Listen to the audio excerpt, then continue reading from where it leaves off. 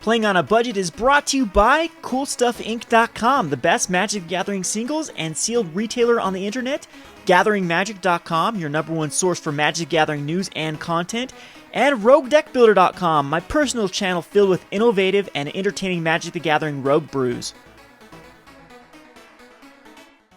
Hi there, it's Kevin with GatheringMagic.com with another matchup of Playing on a Budget. This week we're going to be piloting a list of my good friend Morton. He actually helps out with the Rogue Deck Builder side of things on our Facebook page, and he posted a Skred Red. Now, this is a budget deck, so it is not going to be completely his list. I had to make some cuts in this list to put it under the $200 budget that we've set aside for the Modern. So one of the main cards that is not in this list is going to be Ugin.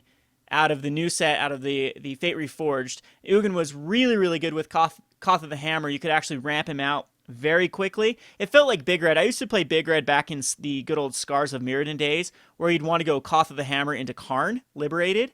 And you can do the same with this deck if you draw the perfect draw and get out I believe you can get out a fourth turn. Because if you play Mountain, Mind Stone, Koth on third turn to Mountain, and then fourth turn drop a Mountain, tap the Mind Stone, and then use Koth of the Hammer's -2, you can actually add 8 mana total to get out a Ugin. So there is that. I've never tried Karn in this deck. I think Karn might be a nice little piece of this.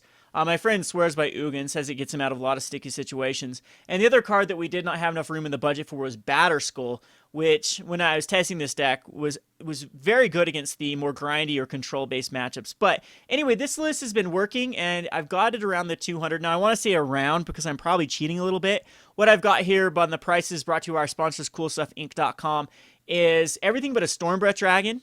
As Cool Stuff is sold out right now, so it wouldn't let me add to the cart. They're going for about $17, so that puts us up to the $180 mark for the deck.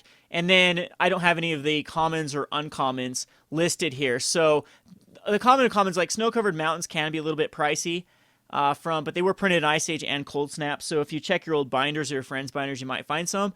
And there's a lot of beat-up ones you can always find for a really, really bargain price.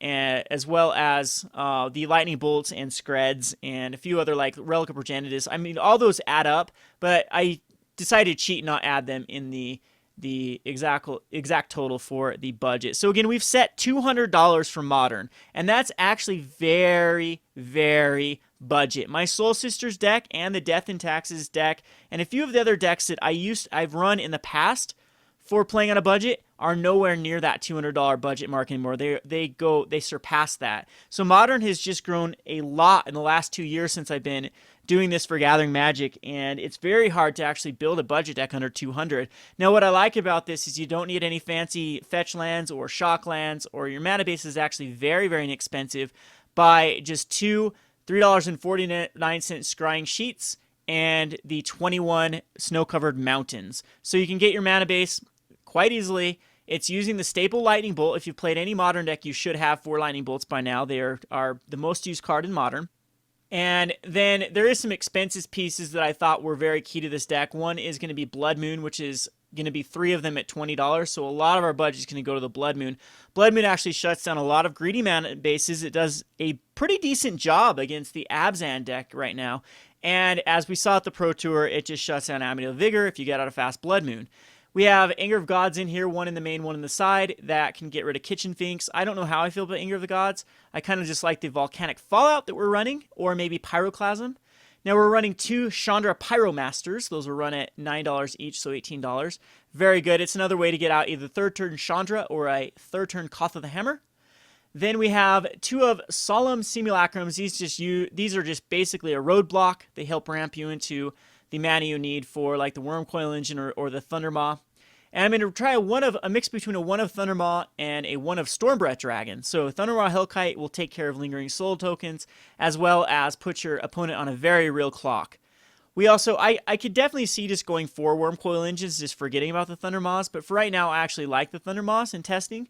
They have done a heck of a job against, like, it negates the whole trying to stabilize like a Siege Rhino with Abzan, and they don't want, at that point, it's really hard for them to begin to race with you, especially the Abzan. A lot of them do run Path to Exiles, and that's where Stormbreath really shines, because against Abzan, Stormbreath cannot be Path, it cannot be Abrupt Decayed, and that just leaves for the Maelstrom Pulse as the one kill for the Stormbreath Dragon. So you're going to be putting the Abzan decks on a lot of pressure with other things, and Wurmcoil Engine is a really good card against the Abzan deck. Now, again, Batterskull would come in.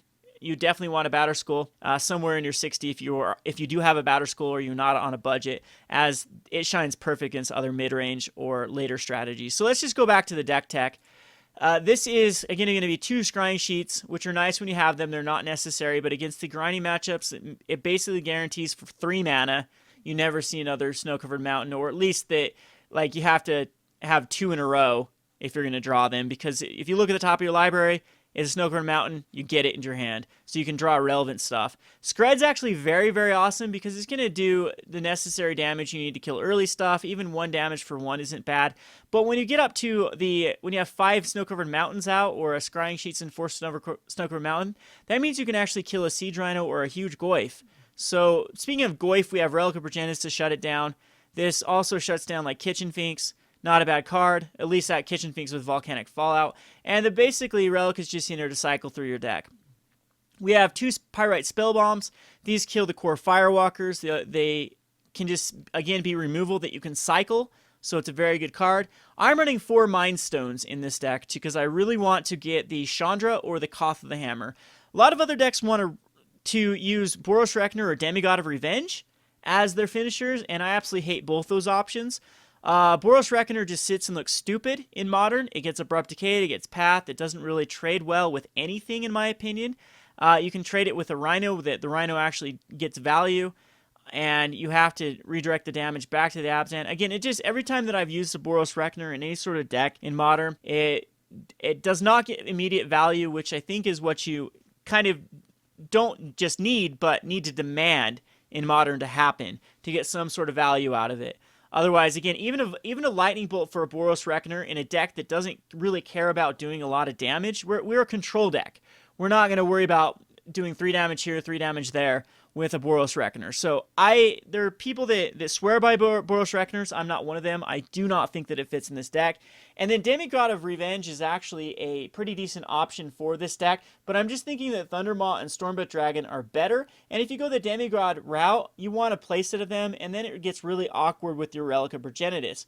I really think that a Demigod of Revenge is suited mainly for a Faithless Looting type deck or some sort of Dredge type strategy to get the maximum value out of it, and doesn't really have a place in this. Now, those Skred Red versions are probably more aggressive than this one, and again, we are going the control art. We're going the Wurmcoil Engines. We're going the Koth and the Hammer Ultimates. We're going to finish them with a monstrous Stormbreath Dragon. We are not going to go for the Demigod tack in for a couple turns win. So, speaking of more control, we have the Blood Moon, which I explained is in here for a ton of decks. You can just completely shut them out. We have other anti-land type cards in the sideboard, like Boil is very good against the Splinter Twin. And then you have Molten Rain that is very good against a lot of decks, too, to shut them out of their one source. This is good against Gavany Township, against the heavy birds, the Hierarch deck. And you can actually really punish the birds and the Molten Rain is there. The Gavany Township, that was what I was trying to say. Sorry, I lost my train of thought there. Molten Rain can take care of the Gavany Township. With that deck, is so annoying that they make birds bigger and bigger and bigger, and you can see it's out of control. So there's a ton of other lands in the format that you do want to get rid of.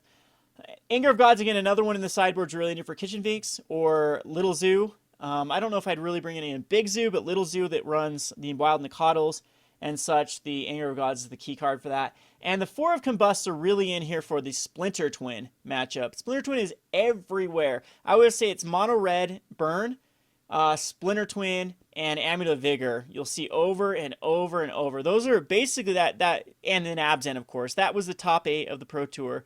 So after every major tournament, that's what's going to happen. If you look at Standard right now, Mastery of the Unseen is everywhere. That card is spiked in value because it did well at the last Grand Prix, and then everyone just gets on the boat and starts playing the top deck at the time. So you're going to see a ton of Splinter Twins, so I suggest running a ton of Combust. Speaking of a ton of decks, we're going to see a ton of Red Burn.